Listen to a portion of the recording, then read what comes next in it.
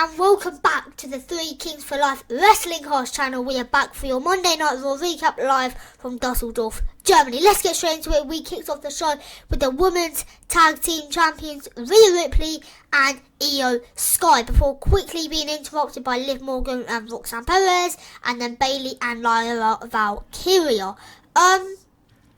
These three were, they're probably the top contenders for Raw, in Raw for the women's tag team division. But the Kabuki Warriors are also there, and they then attack the tag team champions, and then there was just some brawl out thing, all four of them. There was a triple threat tag team match announced later for the day between those three teams. I assume it was a number one contenders match. They didn't quite say what it was, but I assume it is, and I'm sure they'll face off against Rhea and Io sometime soon. Then we had Javon Evans versus Ryo. He's part of the El Grande Americano group. And obviously, speaking of El Grande Americano, he could not stay away from the match, could he? He had to get involved, and it cost him.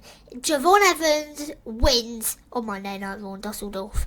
Then we had Jey Uso come out, and he's so boring. I really can't be asked to talk about him. But if Stanley was here, then obviously he would. But Stanley's not here. But speaking of Stanley, he will be here for Thursday for a video on the channel with me. I'm not going to say much more except for it is a predictions video. Anyways, then we had CM Punk, the World Heavyweight Champion himself, and Finn Balor kind of came out as well. And turns out they have a match next week for the World Heavyweight Championship live from Belfast, Northern Ireland. That will be a great match. I know people have been wanting Finn Balor to have a world title shot or an Intercontinental Championship shot, so that will be a very good match next week. And then we had Lyra Valkyria and Bayley versus the Kabuki Warriors versus Liv Morgan and Roxanne Perez in that triple threat tag team match. I think it was a number one contenders. Again, I don't think they quite announced it, or maybe I just wasn't paying attention. But Liv Morgan and Roxanne Perez coming out with the win, so they will probably face the Women's Tag Team Champions at some point in the future. Then we had Michael Cole interview Raquel Rodriguez. But Stephanie La Primera she came out, kind of cancelled the interview, and then started attacking, almost looked like attacking Raquel Rodriguez, but she went through a camera instead to make a statement, and then was attacked from behind by Raquel Rodriguez. And I think she's still injured. I think she's still got an ankle injury, so it will definitely be interesting to see how this rivalry continues. Could Raquel Rodriguez be world champion by the end of the year, or even sooner? I don't know. Let me know your thoughts in the comment section down below. Then it was time for the second to main event. We had Penta and Dragon Lee versus Austin Theory and Bronson Reed. One thing that would make it better was if it wasn't Dragon Lee and it was Rey Fenix, but they still are yet to put them two together, which is starting to really annoy me. Then obviously Logan Paul, he just couldn't stay away from the match, could he? You gotta stay humble sometimes. And obviously then Bron Breakker came out and completely speared the hell out of Rey Fenix. Completely speared Dragon Lee. It was mental. The pace on him is absolutely insane.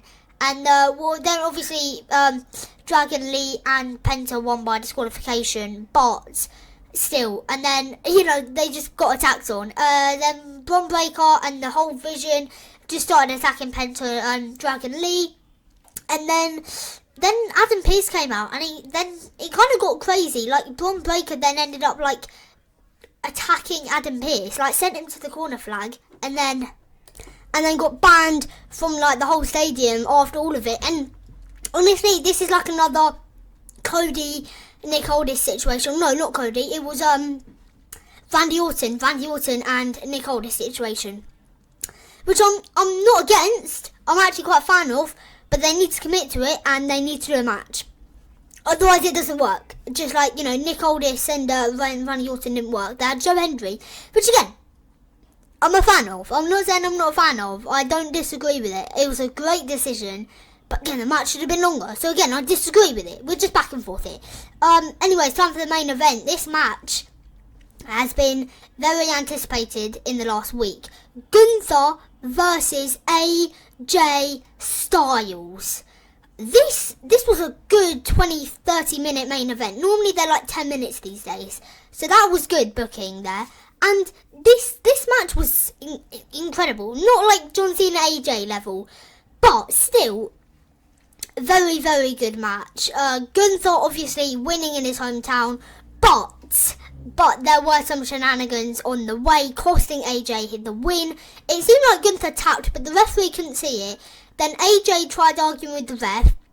Referee was distracted talking to some of the guys, like, you know, the ring announcer and like blah blah blah and stuff.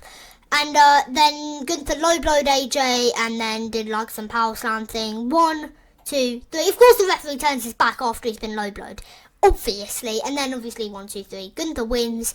Storyline, this is good. Obviously Gunther's a heel. He's going to cheat to win.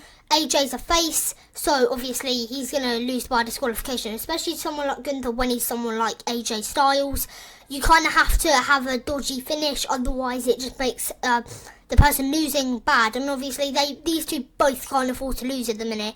1, AJ's retiring, and 2, Gunther's on some like crazy I'm going to retire all these legends sort of thing streak. He's done Goldberg and John Cena in 1 year.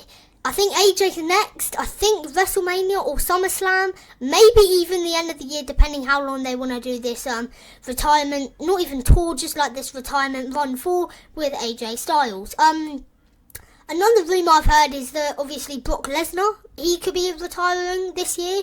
I assume it's at SummerSlam because it's in Minnesota and that's where he grew up. So that could be a good place to retire for Brock Lesnar.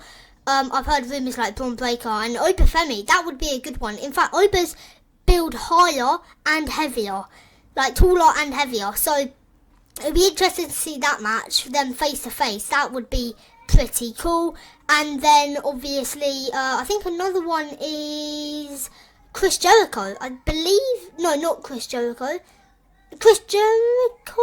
Yeah, I think it is Chris Jericho. Is it? Yes it is. Apparently he's going to retire this year. Could he return to WWE? I don't know. Let me know your thoughts in the comment section down below. But otherwise, this was your Monday Night Raw recap. I hope you enjoyed it. And I'll see you tomorrow for your NXT recap. And I'll see you on Thursday for a predictions video.